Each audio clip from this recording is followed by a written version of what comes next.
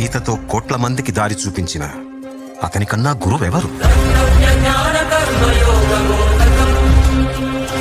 రక్షణ కోసం సముద్రం మధ్యలో ద్వారకా నగరాన్ని కట్టిన అతనికన్నా గొప్ప ఆర్కిటెక్ట్ ఎవరు?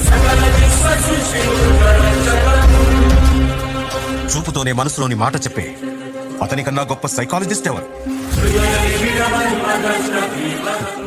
వేణుగానంతోనే గోవుల్ని గోపికల్ని కట్టిపడేసే అతన్ని మించిన మ్యూజిషియన్ ఎవరు? నిత్యారోగ్యంతో ఉండే సూచనలు చెప్పిన అతనికి మించిన డాక్టర్ ఎవరు?